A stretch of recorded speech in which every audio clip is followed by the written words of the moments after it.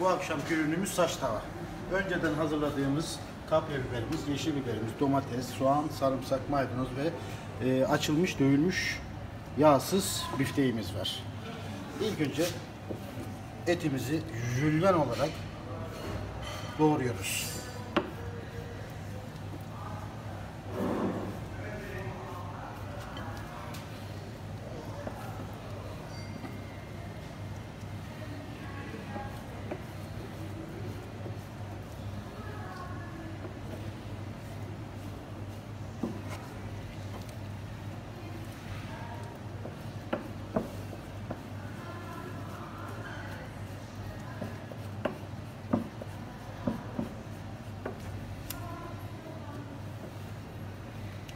Evet. Etimiz bittikten sonra aynı şekilde malzemelerimizi kapya biberimizden başlıyoruz efendim. Yine aynı şekilde jülyen olarak ince saç tavamıza eşit şekilde pişecek şekilde aynı şekilde yeşil biberlerimizi de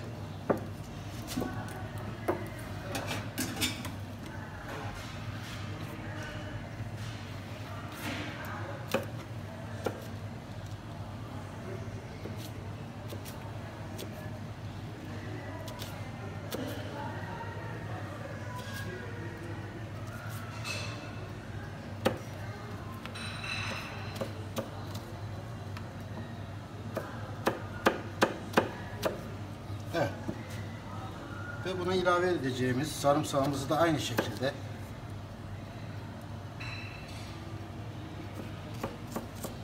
ince ince doğradıktan sonra soğanımıza geçiyoruz.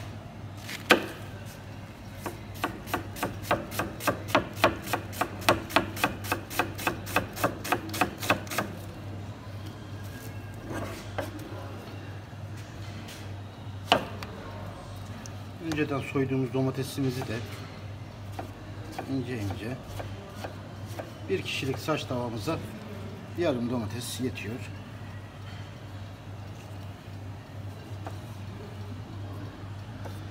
Evet, bu işlemlerimiz bittikten sonra saç tavamızı yapmaya başlayabiliriz.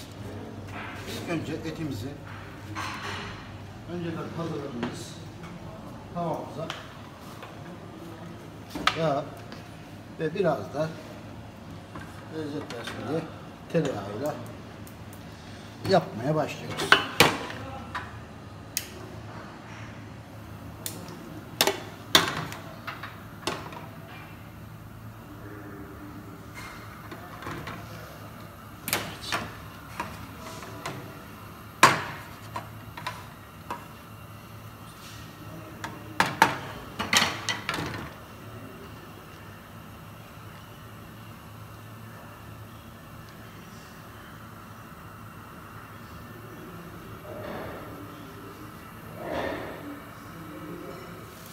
Evet arkadaşlar, bir süre etimizi hafif soteledikten sonra sırasıyla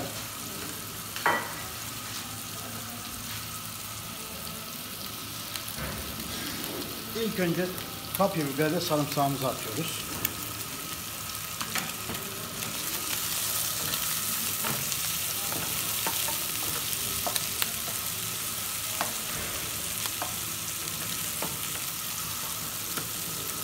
Hafif sarımsak kokusu geldikten sonra yeşil biberimizi takip ediyoruz.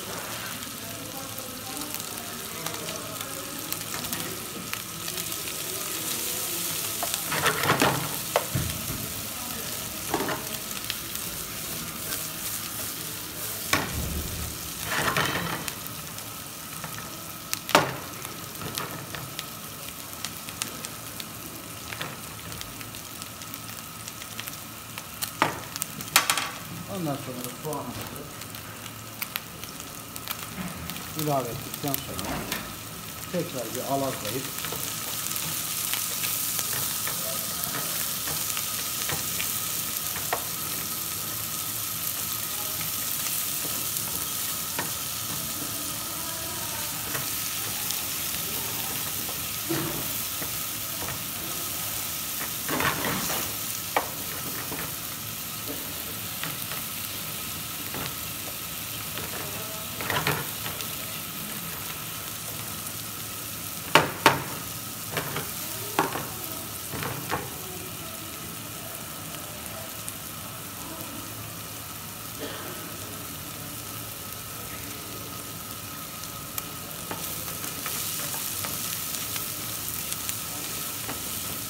Hafif de soğanlar ölmeye başladığı an itibariyle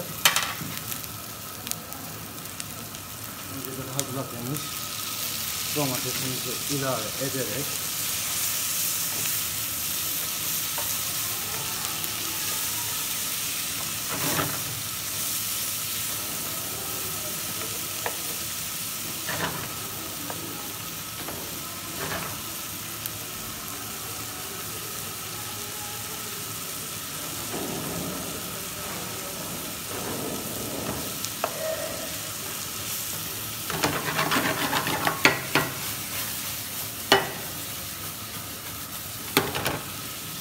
biraz daha arayacağım. En son sırasıyla tuzumuzu, isteğe göre pul biberimizi, yine isteğe göre kekiğimizi, az renk versin diye kırmızı biberimizi kattıktan sonra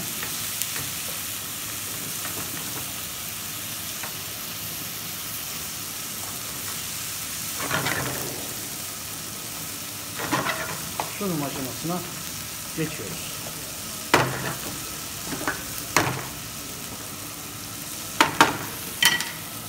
Ocağımızın altına hafifçe kısıyoruz.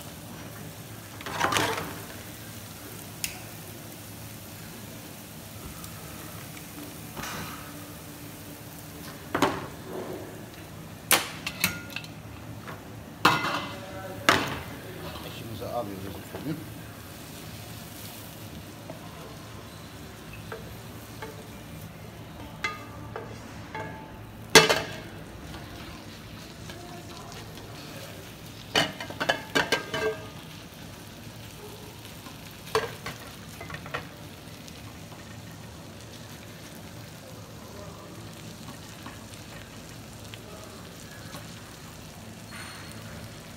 Sunumumuzu hazırladıktan sonra efendim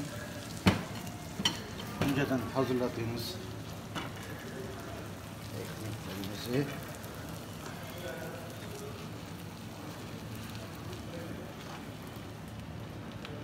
koyuyoruz. Şu şekilde.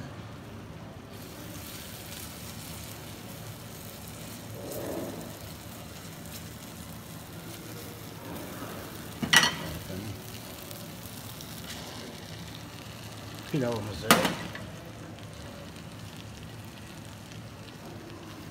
evet, Tekrar.